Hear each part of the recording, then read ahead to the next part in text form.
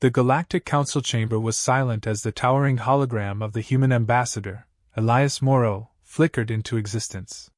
His figure, dignified even in a digital form, addressed the galaxy one last time. This wasn't an official message but an unapproved broadcast transmitted across the networks just moments before his execution. People of the galaxy. His voice echoed, calm but heavy with meaning. Truth has always been the most dangerous weapon. And today, I wield it for you. The feed abruptly cut off, replaced by the grim spectacle of the Council's judgment. Elias Morrow stood tall in the Grand Hall, his hands bound, but his expression betrayed no fear. Before him, the Council members, a collection of the galaxy's most powerful and self-serving beings, delivered their verdict. For crimes against galactic peace, Councillor Krellick declared, his voice dripping with feigned righteousness. Elias Morrow, Ambassador of Humanity, is sentenced to execution. Morrow raised his head, his eyes meeting the broadcast cameras as though piercing the hearts of billions watching. Crimes against peace? His voice carried an unshakable calm. It's not peace you fear losing. It's control. Councillor Krellick slammed his fist on the podium. Enough!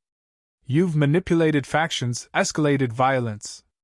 I've done what you never intended to do. Morrow interrupted. I've tried to stop a war you profit from.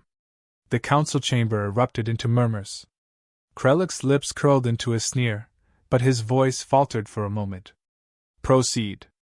The execution was swift, a beam of concentrated energy that struck Elias in the chest.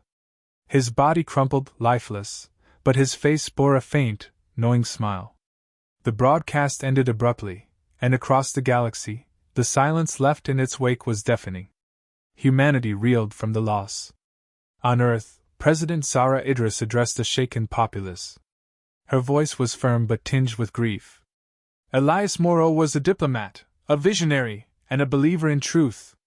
His death is not just an act of violence against humanity but against the principles we stand for. Let the galaxy know, his sacrifice will not be in vain. Yet the ripples of Morrow's death extended far beyond Earth. In distant star systems, the oppressed watched with newfound hope. Among them was Kala, a draven rebel leader who had spent decades fighting against a war she'd been born into. In a dimly lit hideout, she and her comrades watched the recording on loop, their rage simmering. But it wasn't just rage, it was something more. A spark. He knew, Kala murmured, her sharp claws tapping the table. He knew this would happen. Beside her, a younger rebel scoffed. He's dead. What can a corpse do? Kala's eyes narrowed as she replayed Morrow's final words in her mind. He left something behind. Indeed, he had. Hidden in the broadcast signal were encrypted messages that began to surface in the days following his death. These messages reached specific individuals, leaders, rebels, and thinkers scattered across the galaxy.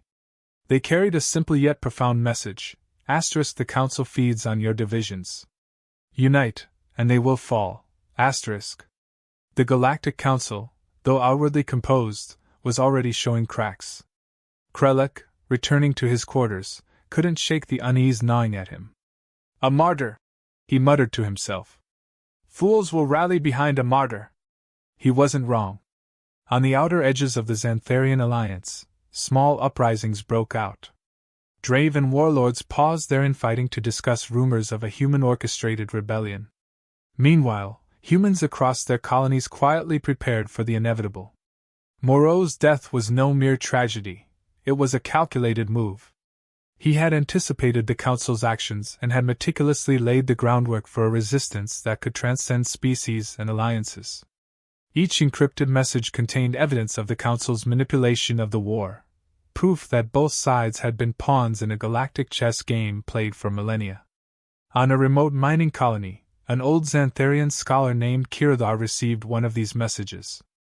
As he studied the holographic projections, his multiple eyes widened. The Council, he whispered. They've controlled us for generations. And we let them. The rebellion wasn't born in fiery speeches or grand battles. It began in the quiet moments of realization, in the hushed conversations between former enemies, and in the shared grief for a man who dared to speak the truth. Krellick convened an emergency council meeting, his composure now a fragile mask. "We must act swiftly. The humans—" He paused, correcting himself. "The rebellion is gaining traction." A Xantharian counselor scoffed. "Let them. They're scattered, leaderless." Krellick's eyes darted around the room, searching for even a hint of agreement. "Do not underestimate them. Moreau's death, it was too convenient." The room fell silent. For all their arrogance, the counselors understood the weight of Krellick's words. Yet their greed blinded them to the full extent of the danger. Far from the council's reach, Kala and her Draven rebels intercepted one of Moreau's caches, documents detailing council war profiteering, weapons sales to both factions, and their deliberate sabotage of peace negotiations. As Kala studied the files, her resolve hardened. "He's given us the tools," she said, her voice steady. "Now we decide how to use them." Across the galaxy, others were coming to the same conclusion. The encrypted messages began to unravel their secrets, reaching those scattered across the galaxy who were weary of the war and skeptical of the Council's motives. Among the recipients were influential figures, a Xantharian tactician, an aging Draven spiritual leader, and human intelligence officers working in deep cover. Each message carried not just information but purpose, revealing a vision of unity against the true enemy. Kala paced in her dimly lit command center, her sharp eyes scanning the holographic projections of intercepted transmissions. "He wasn't just speaking to humans," she said, her voice laced with urgency. "He was speaking to all of us." Her second-in-command, a young Draven warrior, leaned forward, skepticism etched across his face. "And you think they'll listen? The humans? The Xantharians? Why would they trust us?" "They don't have to trust us," Kala replied firmly. "They just have to hate the Council more." Across the galaxy, similar conversations were taking place. In the sprawling archives of the Xantharian capital, an elderly scholar named Kiradar decoded fragments of Moreau's transmissions. The evidence of corruption was damning: financial records showing councilors personally profiting from arms deals, logs of sabotaged peace talks, and classified memos revealing deliberate manipulation of major battles to prolong the conflict. Kiradar's many eyes blinked in unison as realization dawned. "This war has never been ours to win," he murmured. "It's theirs to maintain." For humanity, the messages served as both a call to arms and a challenge to rise above their past isolationism. On Earth, President Zara Idris convened an emergency meeting with her top advisors. The room buzzed with urgency, but her voice cut through the noise. "Elias believed in something greater than just human survival. If we ignore this, we dishonor his sacrifice." One advisor hesitated. "Madam President, aligning with alien factions is unprecedented. The risks," she interrupted, "are nothing compared to the cost of doing nothing." Meanwhile, among the Draven clans, Kala took the first step toward unity by reaching out to her longtime adversaries. A clandestine meeting was arranged with Xantharian tactician Corvalin. The neutral ground they chose was tense, the air thick with mistrust. Corvalin's holographic form flickered as he addressed her. "You expect me to believe that after decades of slaughter, the Dravans suddenly care about peace?" Kala's claws tapped impatiently on the table. "Believe what you want, but the Council fears this alliance more than they've ever feared us individually. That should tell you something." Corvalin's silence spoke volumes. He didn't trust her, but the evidence Moreau had left behind was irrefutable. The Council's betrayal was undeniable.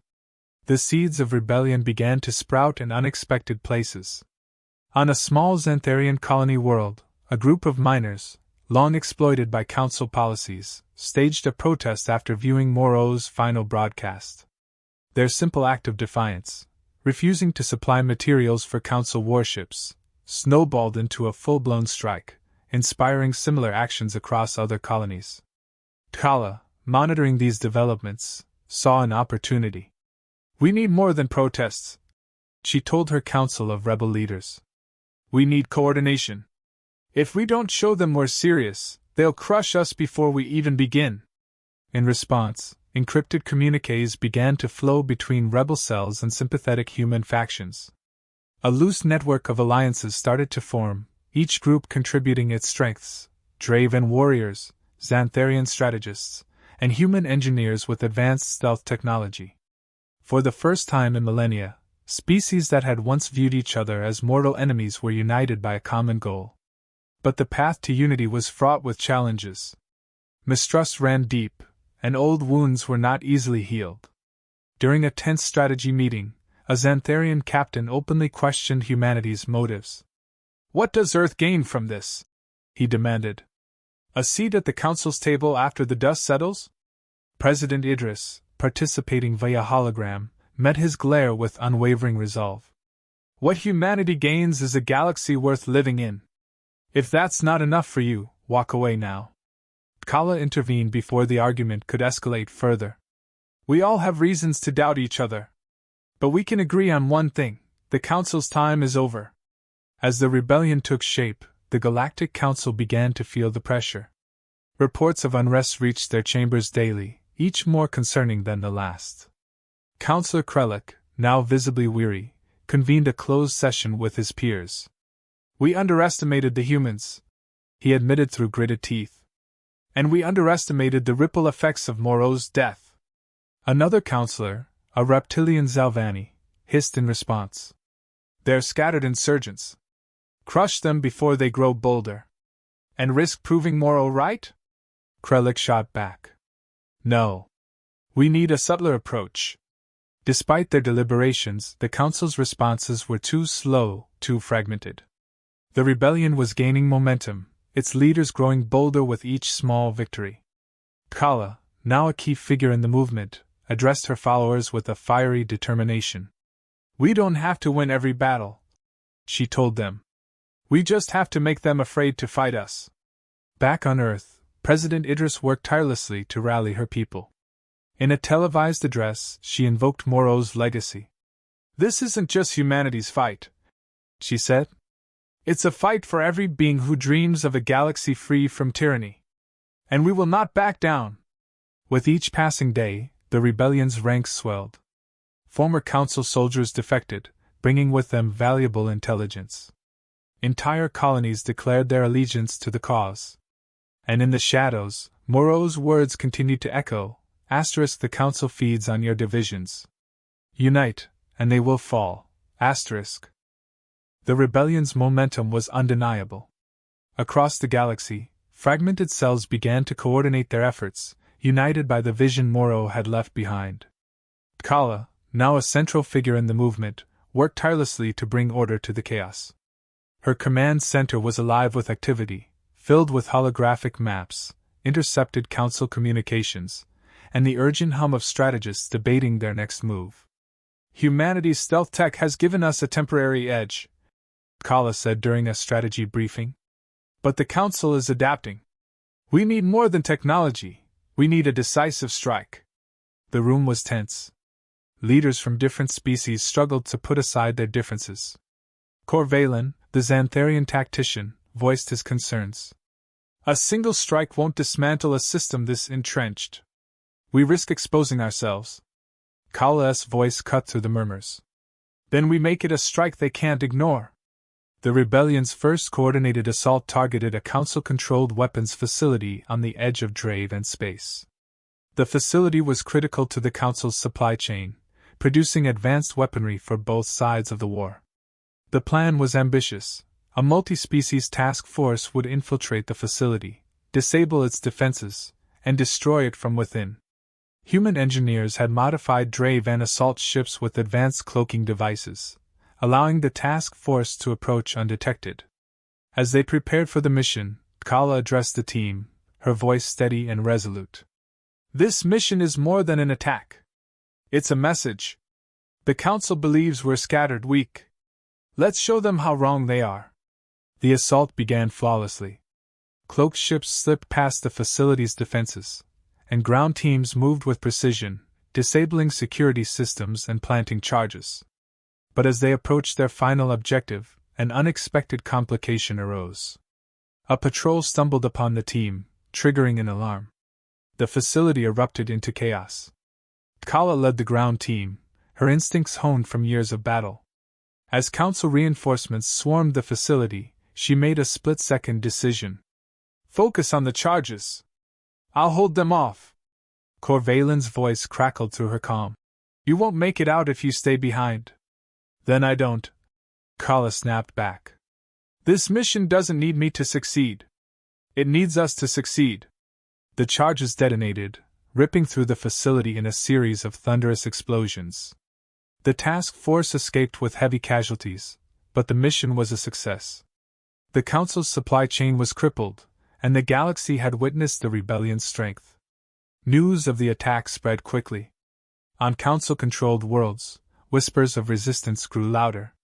Colonies that had long suffered under the Council's rule began to openly defy their overseers. For the first time, the Galactic Council appeared vulnerable. In the Council chambers, Krellick was livid. This is no longer a rebellion, it's a war, he declared to his peers. And we are losing control. The other councillors were divided. Some advocated for harsher crackdowns, while others suggested negotiating with the rebels. Krellick, however, saw the rebellion for what it truly was, a threat to their very existence. We underestimated humanity once. We won't make that mistake again. The Council launched a counteroffensive, targeting rebel strongholds with brutal efficiency. Entire colonies were razed in an attempt to crush the uprising. But instead of breaking the rebellion, these actions only strengthened it. Each act of Council aggression became a rallying point, drawing more beings to the cause. Kala, recovering from her injuries in the aftermath of the weapons facility attack, watched the Council's response with grim satisfaction. They're panicking, she said to Corvalin. They're fighting the war we want them to fight. Still, the rebellion faced its own challenges. The alliance was fragile, held together by a shared enemy rather than mutual trust. During a heated debate over their next move, a Xantharian leader accused humanity of using the rebellion to position itself as a galactic power. You want to replace the Council, not dismantle it, he said, his tone accusatory. President Idris, attending via hologram, responded with measured calm. Humanity has no interest in ruling the galaxy. Our only goal is freedom, from the Council and from this war. The tension was palpable, but Kala intervened before it could escalate further. If we fracture now, we lose everything. The Council thrives on division. We don't have to like each other, but we do have to trust Morrow's vision. As the rebellion regrouped, intelligence operatives uncovered a critical piece of information: the Council's central communication hub, hidden deep within a fortified station. The hub was the nerve center of the Council's operations, coordinating their fleets and controlling their propaganda networks. If the rebellion could take it down, it would deal a devastating blow to the Council's ability to maintain order. The mission was risky, but the potential rewards were too great to ignore. The Alliance began preparing for what would be their most ambitious operation yet. Human engineers worked alongside Xantharian technicians and Draven warriors to devise a plan. It was a testament to how far the Alliance had come, and how much they still had to overcome. In the quiet moments before the operation, Kala reflected on the path that had brought them here. Morrow's vision had united them, but it was their actions that would determine the future. She knew the cost of failure was unimaginable, but she also knew the cost of inaction was worse. As the rebel fleet prepared to launch, Kala addressed the assembled forces. This isn't just a battle. It's a chance to end a war that has lasted longer than any of us can remember. The Council will throw everything they have at us, but they can't stop what we've started. Together, we're unstoppable. The fleet surged forward, carrying with it the hopes of a galaxy yearning for freedom. The Council, for all its power, was about to face an enemy it had never truly understood: a united galaxy. The rebel fleet emerged from hyperspace in perfect synchronization, a testament to the fragile yet functional alliance between species that had once been enemies. At its center was the strike force tasked with infiltrating the Galactic Council's fortified communication hub, a massive structure orbiting a dying star, bristling with defenses. This was the heart of the Council's power, and its fall would signal the beginning of the end. Kala stood at the forefront, leading the ground assault team. The mission was clear: infiltrate the hub, disable its shielding systems, and open the way for the fleet to deliver the final blow. Coordinating with her were human operatives and Xantharian engineers, their respective strengths finally working in harmony.